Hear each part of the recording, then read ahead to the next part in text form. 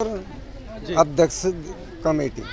Sir पूरा एक बार विस्तार से बताने की कोशिश करें कि मंदिर कितने साल पुराना है, क्या मान्यताएं हैं, किस भगवान का ये मंदिर है और क्यों पूजा जाता है। मंदिर तो जी ये देखो 3,500-4,000 साल पुराना, जब से गांव बसा, और उसी के हिसाब से हम इसकी पूजा घटोत्कच के हिसाब से हम इसकी करते आ रहे हैं। जो हमारे बड़े बुजुर्ग गए हैं वो यही बताते हैं। क्यों घटोत्कच की प्रतिमा है, ऐसा किस मान्यता के आधार पे कहा जा सकता है। कुछ तो ये घड़ोई के नाम से है जैसे, और बहुत बड़े बड़े वृक्ष थे जो पुराने वृक्ष यहाँ खत्म हो गए, जो अब दिखाई ही नहीं देंगे धरती पे।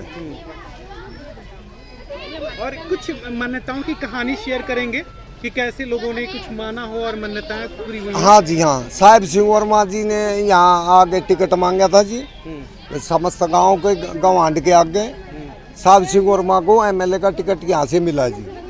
साहिब सिंह वर्मा एमएलए बने यहाँ से टिकट मिलने के बाद। उसके बाद एमपी का टिकट मांगा, उसने एमपी का टिकट मिला, एमपी बने, दिल्ली के मुख्यमंत्री बने। मतलब हर हफ्ते साहिब सिंह वर्मा यहाँ माथा टेकने आते थे। कितने साल से आ रही है मंदिर में? कितने साल से आ रही है मंदिर में? मंदिर में कितने दिन तो आ रही है? 100 की लाले। आपने महाभारत की कथाओं का बखूबी अध्ययन किया होगा और पितामह भीष्म और घटोत्कच के विषय में भी जरूर पढ़ा होगा, और ऐसे में इन दोनों पात्रों से जुड़ी हुई कुछ सत्य खबरें सामने आ जाएं तो कौतूहल का विषय बन ही जाता है। और यही कारण है कि आज दिल्ली ब्रेकिंग की टीम पहुंची ईसापुर और ढासा। नजफगढ़ विधानसभा के अंतर्गत आने वाले दादा बूढ़ा मंदिर के प्रांगण में पहुंची दिल्ली ब्रेकिंग की टीम, और स्थिति को देखकर के बखूबी अंदाजा लगाया जा सकता था कि किस कदर यह मंदिर लोगों के लिए आस्था का केंद्र बिंदु बना हुआ है। शायद ही नजफगढ़ विधानसभा के ग्रामीण क्षेत्रों से जुड़ा हुआ कोई ऐसा व्यक्ति था जो उस मंदिर में न पहुंचा और मंदिर में माथा न टेकता हो, भगवान के प्रति अपने समर्पण का इजहार न करता हो और अपनी सेवा भावना के साथ समर्पण भी दिखाता हो। लेकिन मन में तमाम सवाल थे इस मंदिर को लेकर के, इनकी आस्था को लेकर के, और जानने की उत्सुकता में दिल्ली ब्रेकिंग की टीम ने मंदिर प्रांगण के कुछ कमेटी सदस्यों से बातचीत की और जानना चाहा कि वास्तविक तौर पे ये मंदिर आखिर किसका है और इस प्रतिमा में यहाँ के लोग किसकी छाप देखते हैं। हमने जो सुना है तो यहाँ कोई पांडव आए थे कभी घूमने से, यहाँ को उन्होंने अपना आराम किया था, आराम किया था, वहाँ से ही घटोत्कच नाम रखा था दादा बूढ़े का। जब से ही हम घड़ोई वाले को मानते हैं, भाई दादा बूढ़ा हमारा है, हम घड़ोई वाले को मानते हैं। हमारे पूर्वज ये कहते हैं अभी सपना है, और यहाँ जो भी आता है सुनो, इच्छा मन में, लेकिन सब पूरी हो जाए। सर कोई वनोग्रह होता था, किस तरह से गांव का निर्माण हुआ, किस तरह से मंदिर का निर्माण हुआ, क्या बताएंगे? भाई हम तो अपने बुजुर्गों से सुन रहे हैं कि महाभारत काल में यहाँ पे हडम्बा नाम की जो राक्षसनी जाकर थी, भीम की शादी हुई, उससे वो पुत्र पैदा हुआ था घटोत्कच, तो उसको यहीं पे तपस्या करी थी। उस टाइम से ये होया। फिर महाभारत काल के बाद में लोगों ने देखा कुछ इसके चिन्ह मिले, हमारे बुजुर्गों ने फिर ये देखा कि भाई ये घटोत्कच था, उससे फिर जोड़ का नाम घड़ोई पड़ा। उसके बाद में घड़ोई हो गया, दादा बूढ़े उसका हम घटोत्कच को कहने लगे। हमारी मानता पूरी आस्था है, 5 गांव के लोग आते हैं, इनकी तो मानता है ही, लेकिन और पब्लिक के यहाँ पे गाँव में बहुत तरह आदमी आते हैं। कितना मानती हैं इस मंदिर को और कितना विश्वास है? बहुत ज्यादा मानते हैं हम तो। कुछ शेयर करेंगे मानता ही हमारी यही है। कुछ शेयर करेंगे हमारे साथ? हाँ, जो भी इच्छा हो आप मांगते हैं वो पूरी होती है हमारी। दादा बूढ़े के नाम से सारी चीज हमारी पूरी होती है। इन जवाबों को सुनकर के कौतूहल और बढ़ता चला गया। आखिर भीम और हिडिंबा के पुत्र घटोत्कच की यहाँ पूजा की जाती है, लेकिन सवाल इतना ही नहीं था, घटोत्कच के नाम पर भी किस कदर इस गांव का नाम पड़ा, ये भी बखूबी सुनने लायक था। इसके मेले के बारे में मैंने कभी अपने भविष्य में ऐसा नहीं देखा था जो मेरे बाबा ने किया है। ये मेरे बाबा की ही देन है, ये मेरे बाबा की देन है, किसी मनुष्य की देन नहीं है, मेरे बाबा की देन है। और इस गांव की बहुत ही सराहना हम करने चाह रहे हैं। कारिया मेरा गांव ढासा है, और ये जो स्थान पे जिस पे हम खड़े हैं, आज बाबा का वार्षिक उत्सव है। हमारे 5 गांव डागरों के हैं, जितना भी हमारे सभी की मानता है। आज के दिन भाई दूज के उसमें हर परिवार से प्रसाद और टीकड़ा चढ़ाया जाता है बड़े उत्साह के साथ। जैसे हमारे होली दिवाली मनाई जाती है, ऐसे ही हमारा क्षेत्र पूरा दादा बूढ़े का उसको मनाया जाता है। ये गढ़ोई हमारा एक तालाब है, बहुत ही पूजनीय स्थान है हमारा। 36 बरादरी 5 गांव के उसमें हमारा क्या गोलाहांड में भी है, ईसापुर में भी है और भी है, लेकिन सबसे ज़्यादा बड़ा दादा बूढ़े का मेला ढासा में ही लगता है। मेला जी वैसे तो ईसापुर में होते हैं कुश्ती, लेकिन यहाँ उससे भी अच्छा मेला बढ़ता है। लोग बाग बहुत ही चाव से यहाँ आते हैं और खुशी खुशी मेला देख कर जाते हैं। तमाम से सवालों के जवाब ने इस मंदिर के प्रति आस्था और विश्वास को और गाढ़ा कर दिया। लोगों के प्रति समर्पण और मनोबल की भावना को और ऊंचा कर दिया। किस कदर सभी लोग एक मंदिर के प्रांगण में अपनी सभी इच्छाओं को पूर्ण करने के लिए सर झुकाते हुए नजर आए और उनकी सजदा को बल भी मिला। खूबसूरत से श्वेत वस्त्रों में सजी इस प्रतिमा को देखकर एहसास तो हो रहा था किसी तेजस्वी और ओजस्वी भगवान से मुलाकात हो रही हो। और भला मुखार बिंदु पे इस प्रकाश किरण पुंज का मतलब भी क्या था, ये भी जानना जरूरी था, क्योंकि परम पूज्य ब्रह्मा के कारण ये प्रकाश बिंदु भी उपलब्ध था।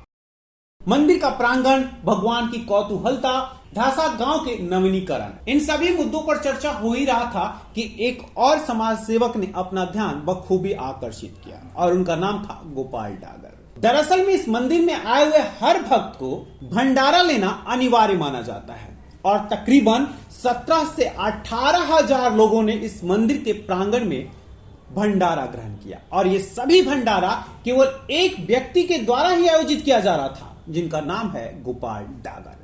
गोपाल डागर उजवा गांव के समाज सेवी हैं, लेकिन अपने ग्रामीण क्षेत्रों में अपने समाज सेवा के लिए बखूबी जाने जाते हैं। आम लोगों में इनकी समाज सेवा को लेकर के लोकप्रियता की भी खूब चर्चाएं होती हैं। दिल्ली ब्रेकिंग की टीम ने गोपाल डागर से भी बात करने की कोशिश की और जानना चाहा कि आखिर वो मनोबल कहां से मिला जिस मनोबल के कारण इस तरह से कार्य किए जाते हैं, वो भी पिछले 8 सालों से लगातार किया जा रहा है।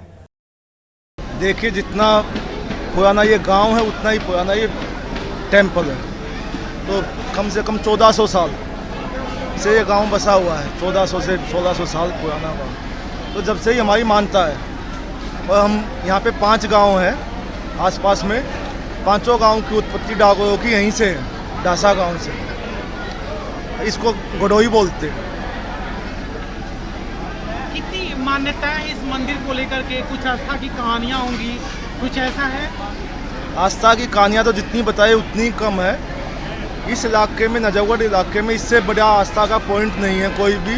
और ये एक ऐसा स्थान है, देवभूमि है ये 5 गांव, जहाँ पे इस पूरा नजफगढ़ इलाके को इसने जोड़ के रखा हुआ है। कौन कौन से 5 गांव हैं? ढासा हम 5 गांव में सबसे बड़ा भाई है, ईसापुर, समस्तपुर, उजवा, मलिकपुर। ये कौन से भगवान की प्रतिमा मानी जाती है ये मूर्ति, और कहाँ से आकर? ये हमारे पूर्वज है, दादा बूढ़े, और कहते हैं घटोत्कच और भीष्म पितामह जी की कुछ कहानियाँ हैं इससे जुड़ी हुई।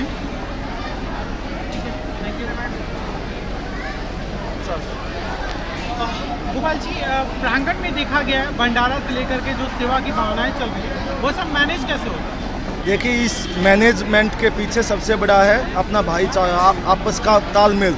अब आप यहाँ देखेंगे तो ढासा गांव के युवा वहाँ सामने वितरण में लगे हुए हैं, मलिकपुर गांव से पत्तल पे है, समस्तपुर से हलवे पे है, सभी गाँव का से उजवा से सब्जी पे है। तो यहाँ सब के एक जो बंद मुट्ठी होती है, 5 उंगली जैसे होती है, तो ये उस चीज़ की ताकत है। इस तरह के आज के मेले के आयोजन, ये खास कोई दिन होता है क्या? आज ही के दिन इस मेले का कोई आयोजन होगा? हाँ, ये सर माई दूज पर भरता है और ईसापुर गांव और दादा बूढ़े मेला भरता है, और यहाँ ढासा में अपना गढ़ोई वाले बाबा का मेला भरता है। कोई खास दिन, कोई खास तिथि होती है क्या मेले को लेकर? हाँ, माई दूज की होती है सर, उसी दिन बाजवे की दूज पे।